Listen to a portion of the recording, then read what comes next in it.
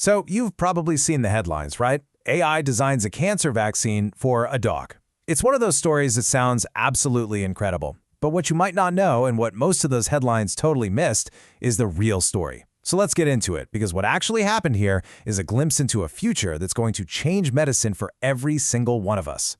And this is really the heart of it. This quote captures why the story went viral. You have a man with zero formal training in biology or medicine deciding to take on one of the biggest challenges in science, and he did it all for his best friend.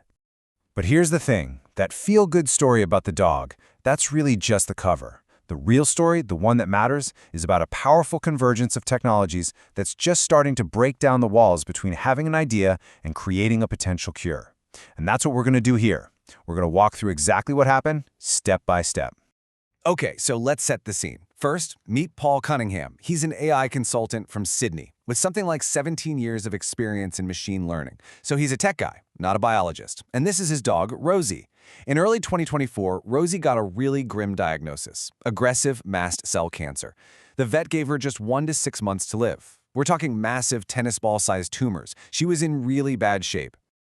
Now, look, most of us in that situation would be absolutely devastated. We'd focus on making our pet's last few months as comfortable as possible, and that's totally understandable. But Paul, he did something different. He decided to use his expertise from a completely different world to fight back, using the most powerful tools he knew: artificial intelligence. So how on earth did he do it? Well, it wasn't magic.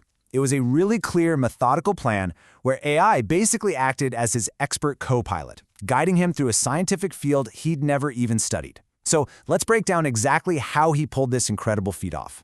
Okay, first things first. We need to understand the target here. The whole point of a personalized cancer vaccine is to teach your own immune system how to recognize and kill cancer cells. And it does that by looking for these things called neoantigens. Think of them like a unique fingerprint on the cancer cell that basically screams, "Hey, I'm the bad guy here, come and get me." So here was Paul's game plan. Step 1, genomics. He spent about $3,000 to get both Rosie's healthy DNA and her tumor DNA sequenced. By comparing the two, he could find the exact mutations that were creating those neoantigens.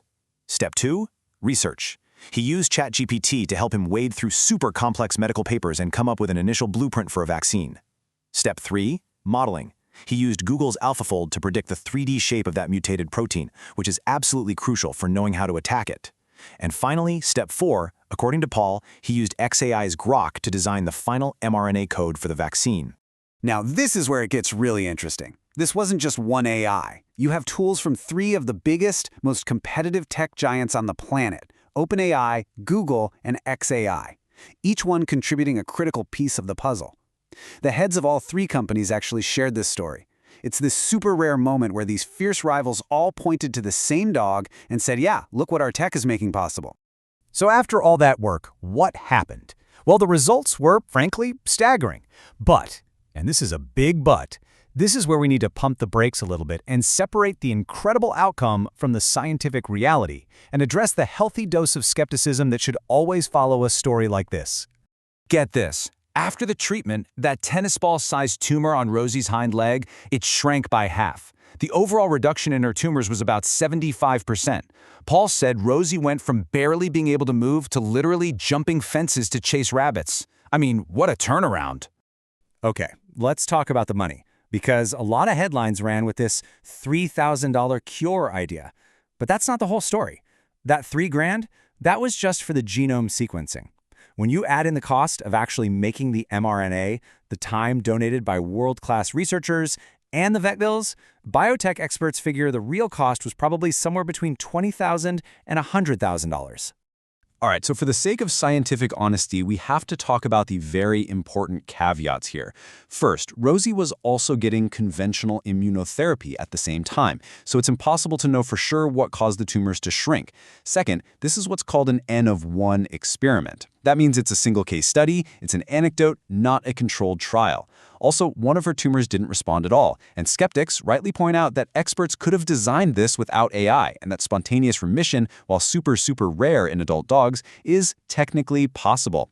But you know, getting bogged down in debating this one specific case, it kind of misses the forest for the trees. Because this story isn't really about one dog or even one AI. It's about the convergence of three incredibly powerful technologies that together are kicking off an absolute revolution in medicine. The first one, obviously, is AI. These tools acted as Paul's expert co-pilot, his translator, his guide, allowing him, a non-biologist, to dive into one of the most complex fields of science in a matter of hours. That ability to bridge the gap between knowing nothing and taking action, well, that changes everything. The second technology is mRNA. Think about it. The billions of dollars that were poured into the COVID vaccines built a global infrastructure for designing and manufacturing custom mRNA therapies really, really fast. That platform is now just sitting there, ready and waiting to be used for personalized treatments just like this one. And the third pillar is cheap genomics. Paul was able to get Rosie's entire tumor genome sequenced for about the price of a new laptop. This is the raw data, the personalized blueprint, that you have to even think about designing a custom vaccine. And just look at this timeline. It shows you how insane this progress is. The first human genome project finished in 2003. It took 13 years and cost $3 billion. Just 2 decades later, Paul gets the same kind of data for his dog in a few weeks for a few $1,000s. That, right there, is what an exponential technology curve looks like in the real world. And look, this is not science fiction. This isn't some far-off dream. Companies like Moderna and BioNTech are already in late-stage phase 3 human trials for personalized mRNA vaccines. They're targeting things like melanoma and pancreatic cancer, and the results are looking incredibly promising. What Rosie's story adds to this is the AI piece, showing how the design part of that process could become dramatically faster and more accessible to everyone. But as this amazing new power comes online, it reveals a completely new challenge. The bottleneck, the thing that slows us down, is starting to shift. It's moving from what's scientifically possible to what's institutionally allowed. You know, Paul pointed out something fascinating. He said that getting the ethics approval for this required a 100-page document and took him 3 months. His exact words were, "The red tape was actually harder than the vaccine creation." Think about that. The paperwork took longer than the core science.